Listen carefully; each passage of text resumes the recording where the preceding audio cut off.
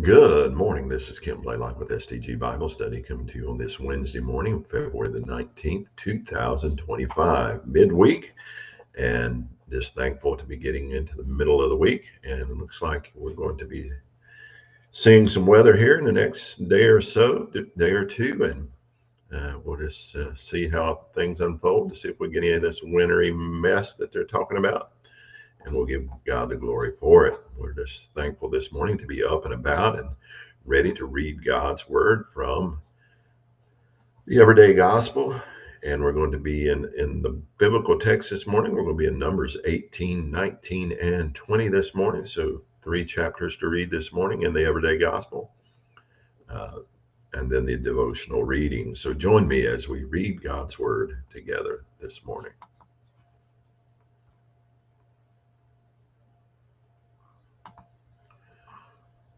Numbers chapter 18. So Yahweh said to Aaron, you and your sons and your father's household with you shall bear the guilt in connection with the sanctuary, and you and your sons with you shall bear the guilt in connection with your priesthood. But bring near with you also your brothers, the tribe of Levi, the tribe of your father, that they may be joined with you and minister to you, while you and your sons with you are before the tent of the testimony. And they shall thus keep your responsibility and the responsibility of all the tent.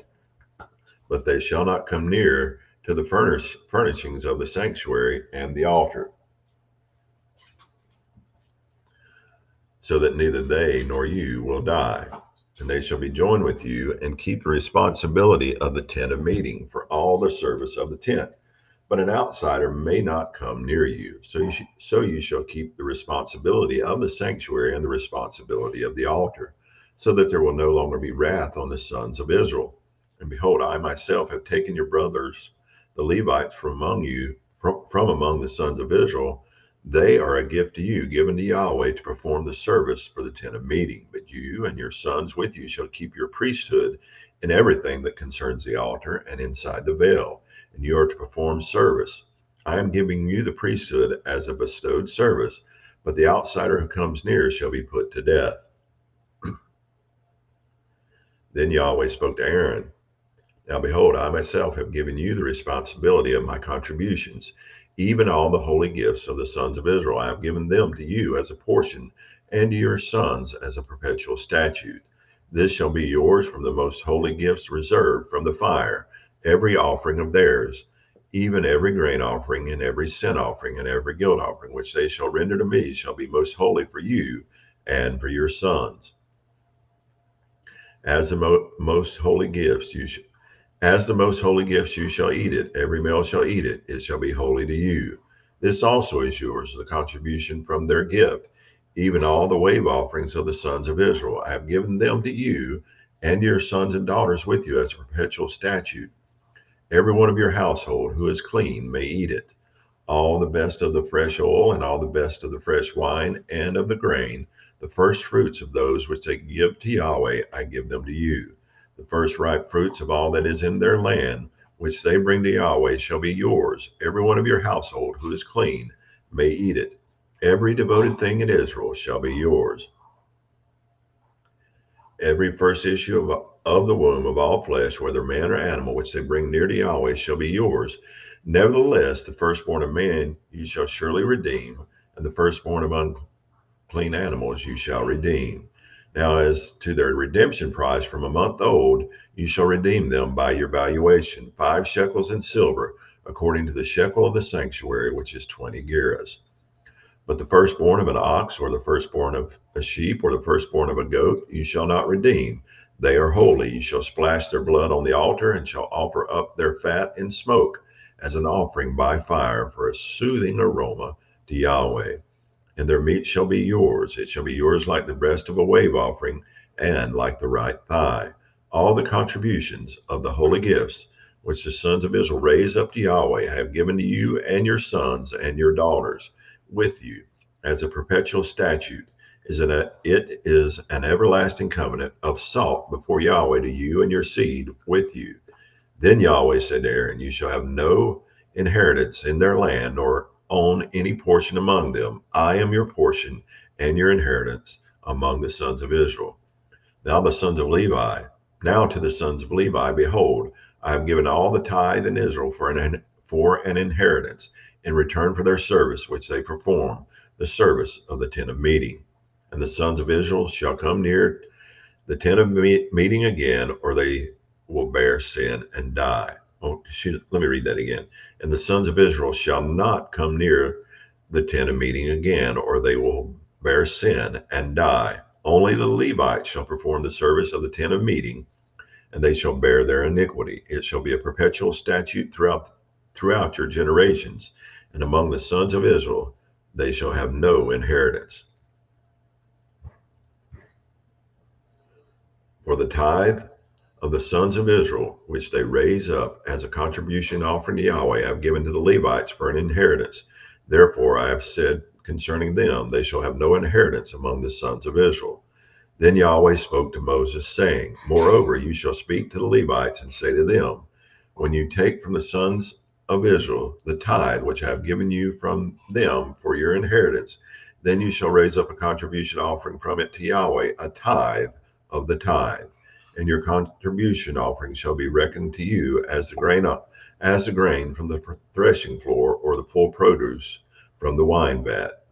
So you shall also raise up a contribution offering to Yahweh from all your tithes, which you receive from the sons of Israel, and from it you shall give the contribution offering of Yahweh to Aaron the priest. Out of all your gifts you shall raise up every contribution offering due to Yahweh from all the best of them, the sacred part from them. And you shall say to them, when you have raised up from it the best of it, then the rest shall be accounted to the Levites as the product of the threshing floor and as the product of the wine vat. And you may eat it anywhere, you and your households, for it is your compensation in return for your service in the tent of meeting. And you will bear no sin by reason of it when you have raised up the best of it, but you shall not profane the sacred gifts of the sons of Israel, so that you will not die. Now to chapter 19.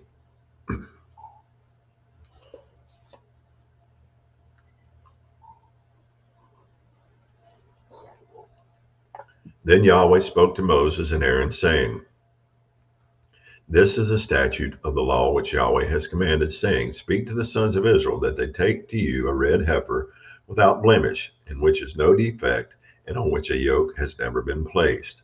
And you shall give it to Eleazar the priest, and it shall be brought outside the camp and be slaughtered in his presence. Next, Eleazar the priest shall take some of its blood with his finger and sprinkle some of its blood toward the front of the tent of meeting 7 times.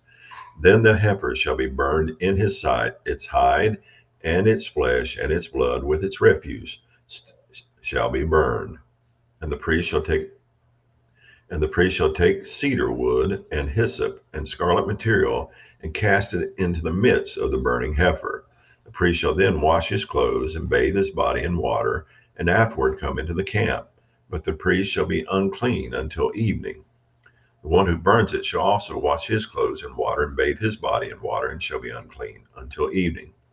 Now a man who is clean shall gather up the ashes of the heifer and deposit them outside the camp in a clean place. And the congregation of the sons of Israel shall keep it as water to remove impurity. It is purification from sin. And the one who gathers the ashes of the heifer shall wash his clothes and be unclean until evening. And it shall be a perpetual statute to the sons of Israel and to the sojourner who sojourns among them. The one who touches the corpse of any person shall be unclean for 7 days. That one shall purify himself from uncleanness with the water on the 3rd day and on the 7th day, and then he will be clean. But if he does not purify himself on the 3rd day and on the 7th day, he will not be clean. Anyone who touches a corpse, the body of a man who has died, and does not purify himself, makes the tabernacle of Yahweh unclean, and the person shall be cut off from Israel because the water of impurity was not splashed on him. He shall be unclean. His uncleanness is still on him. This is the law when a man dies in a tent. Everyone who comes into the tent and everyone who is in the tent shall be unclean for 7 days. And every open vessel which has no covering tied down on it shall be unclean. Also anyone who is in the open field, also anyone who in the open field touches one who has been slain with a sword, or who has died naturally, or a human bone, or a grave, shall be unclean for 7 days. Then, then for the unclean person, they shall take some of the ashes of the burnt purification from sin, and flowing water shall be added to them in a vessel. And a clean person shall take hyssop and dip it in the water and sprinkle it on the tent and on all the furnishings and on the persons who are there, and on the one who touched a bone, or the one slain, or the one dying naturally, or the grave. Then the clean person shall sprinkle on the unclean on the third day and on the seventh day, and on the seventh day he shall purify him from uncleanness, and he shall wash his clothes and bathe himself in water, and shall be clean by evening. But the man who is unclean and does not purify himself from uncleanness, that person shall be cut off from the midst of the assembly, because he has made the sanctuary of Yahweh unclean. The water for impurity has not been splashed on him, he is unclean. So it shall be a perpetual statute for them. And he who sprinkles the water for impurity shall wash his clothes, and he who touches the water for impurity shall be unclean until evening. Furthermore, anything that the unclean person touches shall be unclean, and the person who touches it shall be unclean until evening. Now to chapter 20.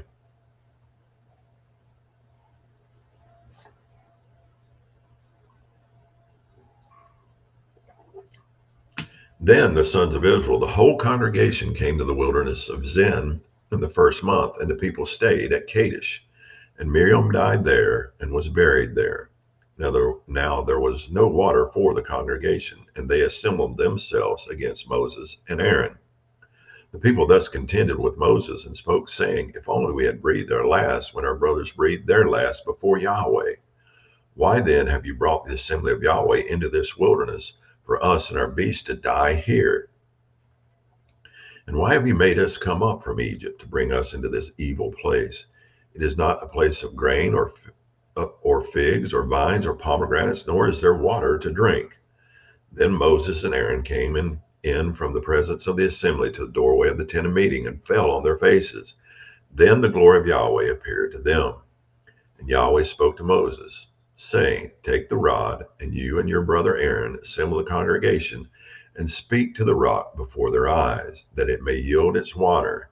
You shall thus bring forth water for them out of the rock, and let the congregation and their beasts drink.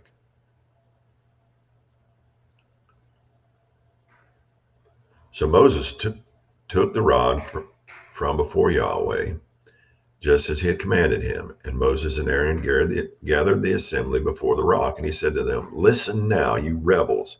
Shall we bring forth water for you out of this rock? Then Moses raised his hand and struck the rock twice with his rod, and water came forth abundantly. And the congregation and their beasts drank. But Yahweh said to Moses and to Aaron, Because you did not believe me to treat me as holy in the sight of the sons of Israel, therefore you shall not bring this assembly into the land which I have given them. Those were the waters of Meribah, because the sons of Israel contended with Yahweh, and he proved himself holy among them. From Kadesh, Moses then sent messengers to the king of Edom.